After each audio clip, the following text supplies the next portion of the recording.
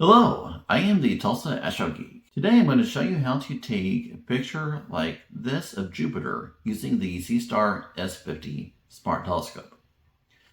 This video is going to be mainly a tutorial on how to process the image after you've taken a video in the Seestar S50. The first thing you'll need to do is use the Seestar's planetary mode to record a video of Jupiter.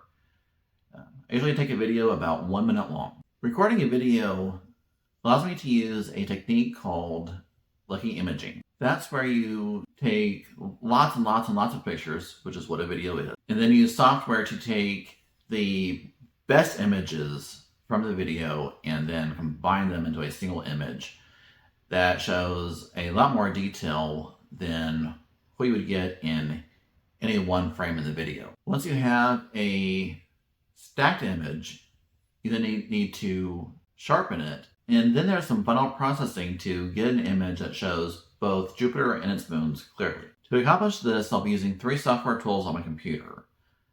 2 are free, and 1 does have a fee.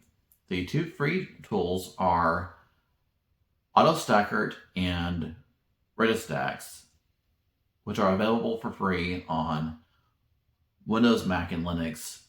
I have links in the description. The third tool I'm using for the final processing is Photoshop. However, the techniques I'll be using are very basic and should be available in almost any graphics tool you may have. So even if you're using a free tool like the GIMP or one of the other graphics tools out there, you can still follow along in the final step. You'll just need to adapt the steps to the tool that you're using. All right, the first thing we'll need to do is connect to the S50 over Wi-Fi and copy the videos I've recorded of Jupiter from the S50 to my computer. If you've never copied files from the S50 to your computer, there is an excellent tutorial built into the Seestar app. Simply tap on the tutorials icon in the upper right and look for the tutorial titled How to Move Files Over Wi-Fi. It will walk you through step by step how to configure the S50 and how to get the network IP address for the S50 so that you can connect to it via Windows Explorer or whatever file transfer tool you're using. Once you are connected to the S50, simply need to drill down in the file structure to the folder where the videos are stored. The S50 will store all of your files in folders named for the target. So simply locate the Jupiter folder. So simply locate the folder named Jupiter. You can see here that I've actually recorded 3 different videos of Jupiter over 2 different dates. Alright, I will copy all 3 files over to my computer. I have created a folder on my hard drive for all of my Seestar folders with subfolders by target, more or less mirroring the My Works folder on the Seestar itself. So I will simply select each of the files and copy them to my computer. Depending on your Wi-Fi speed, this will probably take a few minutes. Alright, now that the files are copied, the first thing we'll need to do is open one of them in a program called Autostakkert, which I have open here, which will analyze and stack the best frames in the videos. User interface in Autostakkert is very cluttered, but it does actually walk you through the steps with these numbered buttons. Open, analyze, and stack. So now that we've opened the video, it will actually give us a preview in this other window. If I unzoom, you'll see Jupiter in here. These strange green boxes are showing what's called alignment points. If I clear, you'll see that Jupiter is right there, identified with this crosshair as the second in alignment target. You'll want to make sure that for stacking a planet like this, you'll want to make sure that planet is selected under image stabilization. Surface would be more for stacking close-up images of the moon. Next, we'll go ahead and click Analyze. So I'm going to go ahead and take a look at all of the frames and produce this quality graph showing what it thinks are the best frames. So I'm going to try and click on what it thinks are the best frames. I'm also going to zoom in on the planet. I'll try to click through a little bit and look at a frame that appears to have the best surface detail. In this case, I'm looking for the bands on Jupiter showing up most clearly. I think I'm going to go ahead and try looking at this clump of frames that has a larger quality peak. These are all looking pretty good and pretty similar. I'm going to stick with this one. And what we're doing is selecting a reference frame that the second tool will use as the best frame that we'll try to compare everything else to. The next thing we'll need to do is set the frame percentage to stack. And what that means is whatever number we put in here, it will choose the best percentage of frames to stack. So that would be the best 90% of the frames. Change it to 50, best 50%, etc. And the reason that setting is important is you don't want to stack these very poor frames in the bottom of the quality graph. So usually I'll just look at the quality graph and make a judgment call for what percentage to stack. We'll see here that, roughly most of the frames appear to be at 50% or better in the quality scale, which is good. But there's not too many frames at the very high quality. I'm probably going to choose a median value of about 70% quality. And you can always restack with different settings and see what comes out better. You will want to make sure that the RGB align is selected. I like to save output stacks in folders, so I'll create a subfolder for the stack in the folder where the video is contained. And I like to include the sharpened. Now for advanced settings, it gives you the option to drizzle. And drizzle is a weird term, but it's a technique for upscaling an image, giving it higher resolution and filling in kind of missing details as a way to sharpen the image. The technique was actually invented by NASA for images taken from the Hubble Space Telescope. And it's now become a very common technique for improving images taken in astrophotography. I will almost always choose a 3x drizzle, especially for planetary. I may not use that for lunar, depending on what my resolution is, because I typically have much higher resolution to begin with. And finally, we need to make sure that we select some alignment points that it will use for actually aligning the frames that it stacks. And for this, I'm just going to click the Place AP Grid, and it will automatically set the alignment points, and that's probably going to be good enough. If it ends up with a bad stack, you can also set the alignment points yourself just by clicking inside the planet area. And finally, I will click Stack. It has now completed the stacking process. You can see that Autostakkert has created a new subfolder in the Jupiter folder called ASP70. The P70 is identifying this as a best 70% of frames stack. So if you try restacking with different frame percentages, it will create a different folder for each stack. If I go in there, you'll see that it's created 3 files. This .as3 file is some metadata saved by Autostakkert. It is not image data, but it did save 2 image files. The next step is to open the file in Registax. I'm going to open the unsharpened image.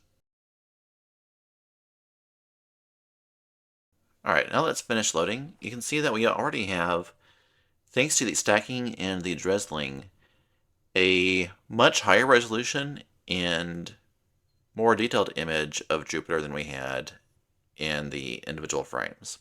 This lighter shaded area in the image is a kind of preview in Registax showing in a small area of the image what the output image will look like. And that is actually a different color because of a previous value in the gamma settings. I'm going to reset that. So Registax is a tool for sharpening images. It's used primarily in processing images of the moon and planets. You can see in this image the bands are pretty clear, but the image is kind of soft, and Registax will help us adjust that.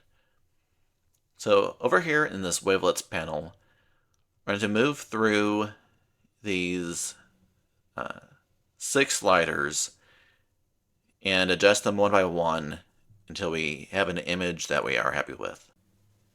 So I'm going to slide this a little bit to the right. Bring up some more until we can see a difference. You can see as I move the slider to the right, the image is getting more pixelated as the sharpening is improved. You can see the bands are getting darker and better contrast against the planet.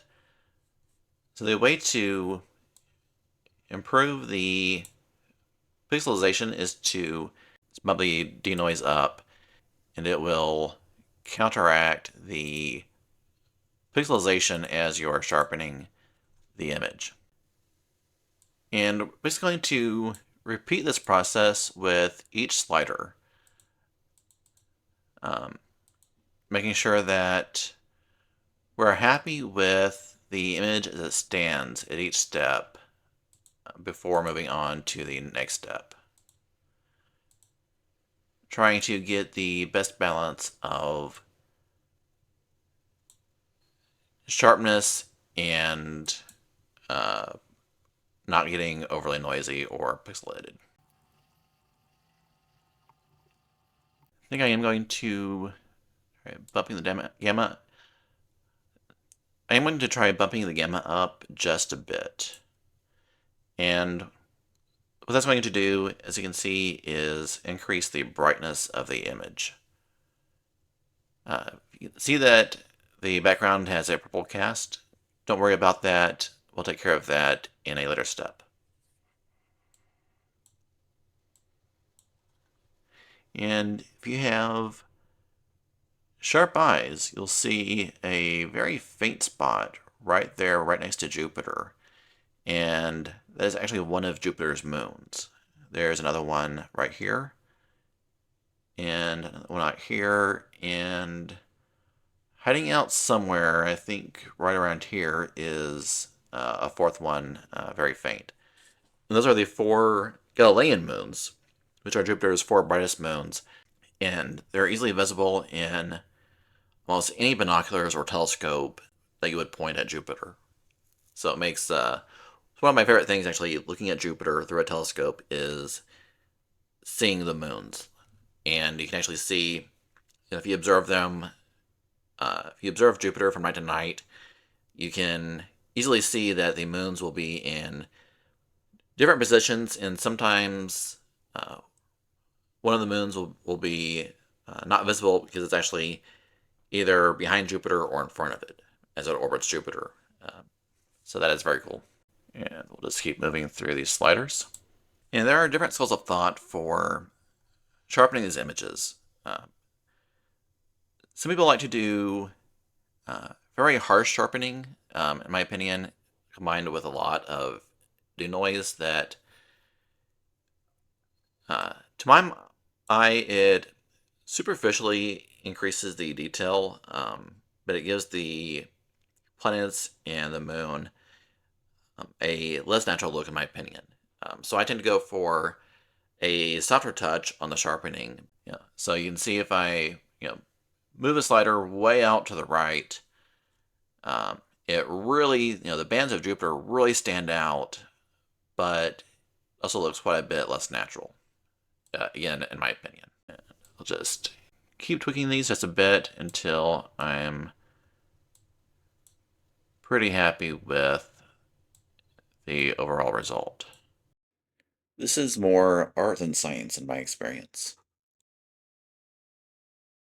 I think that's starting to look pretty good.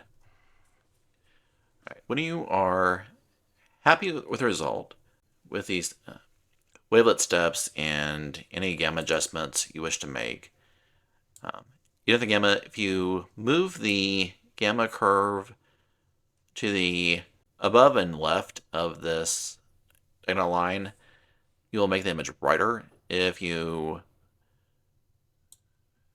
move it below, you'll make the image darker. And you can also adjust the curve up or down, which will actually impact different parts of the image. If you are familiar with curves tools in applications like Photoshop or the GIMP, this is basically doing the same thing. All right, I think I am pretty happy with that.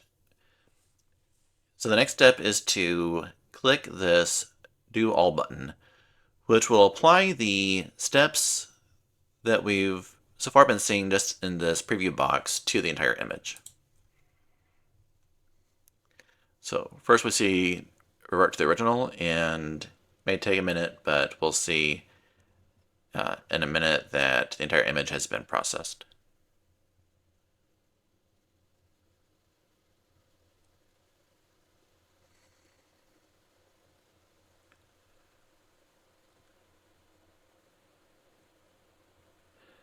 And yeah, here is the fourth moon of Jupiter I was mentioning. Okay, and finally we will save the image.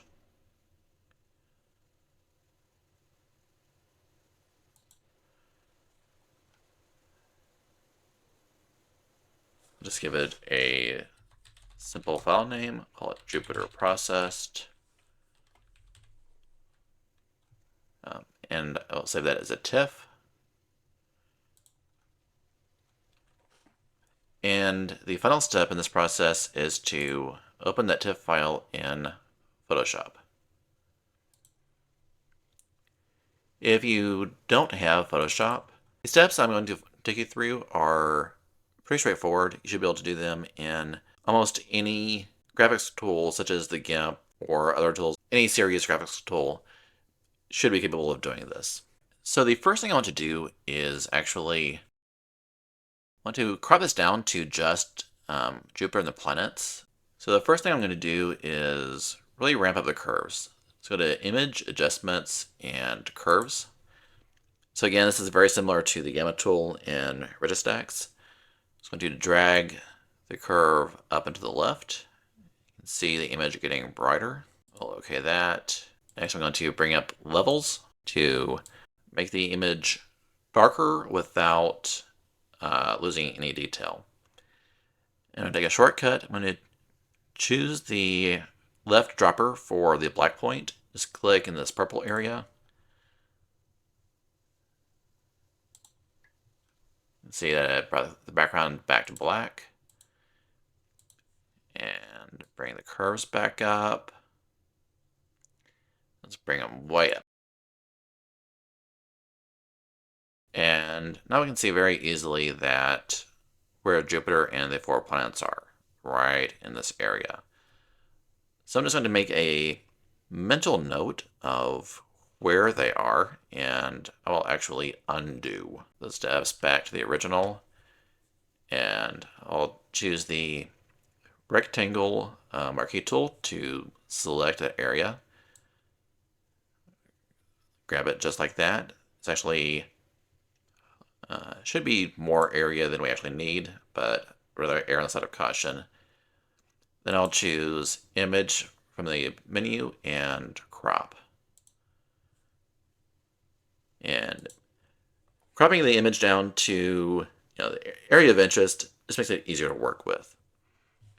Now, if you're wondering why it's so small, you'll notice that in the image tab, the zoom factor is currently set to 16.7%. So I'm going to bump that up to about 50% for now. You can see Jupiter quite nice already. In fact, I'll go ahead and bring it up to 100%.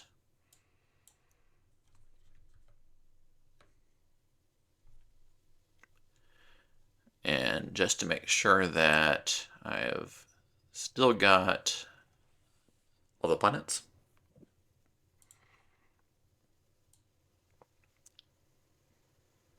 Yeah, now I easily see 1, 2, 3, 4 planets. I'll just cancel that. Okay, now we'll begin the actual processing of this image. The first thing I'll do is create a duplicate of the image. So I right-click on the background and click Duplicate Layer. We'll bring up this dialog, and I'll simply press OK.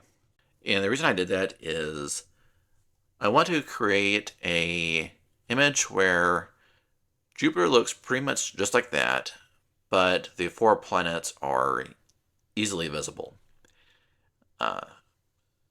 And there's a couple ways to do that. One is to create a mask around Jupiter,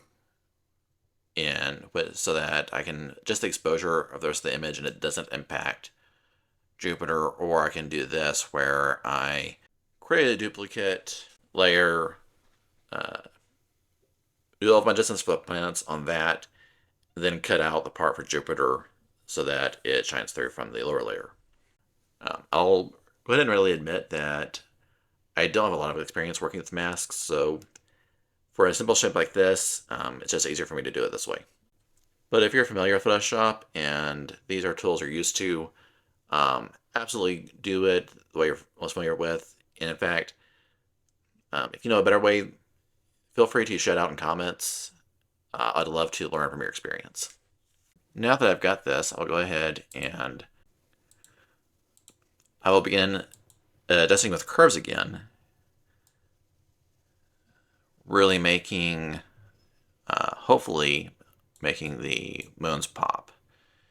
And probably require a few curves adjustments to get the moons bright enough. And don't worry about the purple. I'm going to go ahead and get rid of that now. Again, using the levels tool and the black point dropper.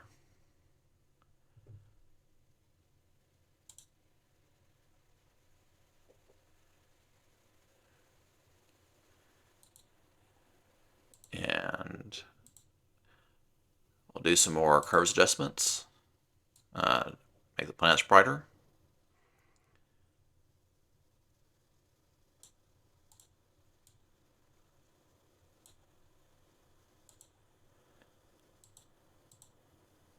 And I'll do that again.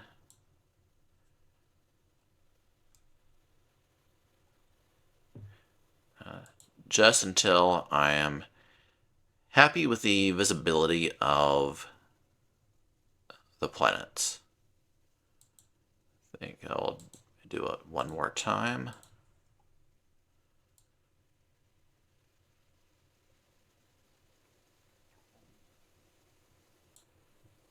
Alright, that's looking pretty good. Although I am really not happy with these bands. Do another levels adjustment. I will deal with most of the bands by recropping the image down to this area so that Jupiter and the moons are the star of the show. And for these bands, I'll probably use the eraser brush to get rid of those. And those are just artifacts from the Registax stacking. It can't do that. If I'd caught it in Registax, I would have just changed the settings a bit to get rid of that. But it's easy enough to deal with here. Now, I'm going to go back to the base layer, which has Jupiter the way I want it. And I want to get rid of the purple cast here as well. So go ahead and do that. So we have nice black background for our planetary image. Now to let Jupiter shine through. Simply going to change to the elliptical marquee tool and try to draw a nice circle around Jupiter. And if it ends up being a little bigger than I want, that's fine. So I want to make sure I don't get into the planet itself that's right next to Jupiter. So once I've got that, I'll just delete from my mask, then clear the selection. And this halo is just from, it's an atmospheric effect from Jupiter so bright that the motion of the air created this faint halo around Jupiter that was magnified in all of the stretching we did of the image through the curves tool. But I'll get rid of that just by using the eraser tool. Just use the eraser tool on the left. I want to make that a little bit bigger. And I'll need to zoom in on this to make sure that I don't get rid of anything I don't want to get rid of. So I'll run the eraser tool carefully around Jupiter. I'm giving the planet I'm giving the moon a wide berth because I don't want to get rid of any of the moon itself. And go ahead and get rid of these bands as well.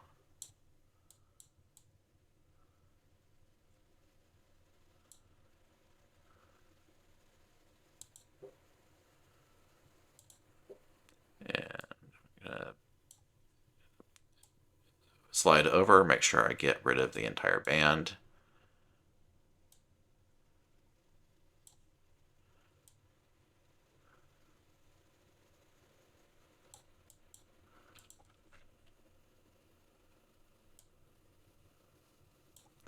Okay, now to clean up around the moon of Jupiter, I'm going to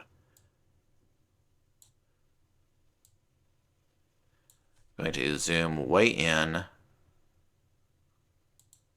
on Jupiter and the moon. Carefully do some broad strokes on the planet. Then I'm going to make the eraser tool smaller so I can be very precise in cleaning up the rest of it. Carefully move around the moon. I want to be very careful I don't get rid of any part of Jupiter or the moon.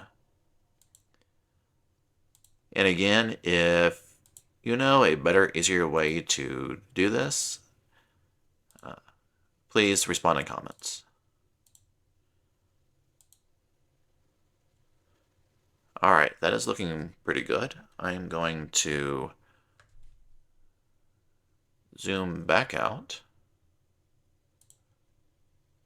to 100%. I am pretty happy with that. Now I'm going to merge the two layers. I'm just going to merge down and change the marquee tool back to rectangular and select the area I want for my final image to get a nice framing. That looks pretty good. I'll take that and again, image and crop that down. Remove the select.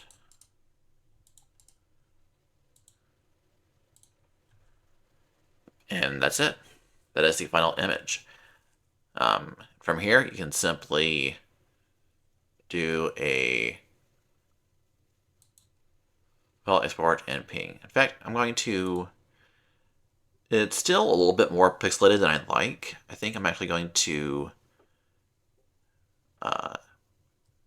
do a quick reduce noise.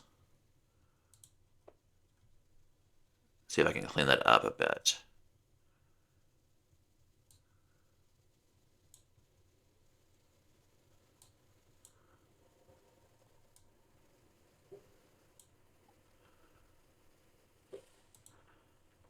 And I think that's pretty nicely improved.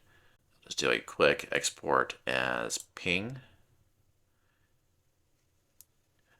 Save that out. And that's ready to upload to Facebook or make a nice print or Instagram, however you want to share that.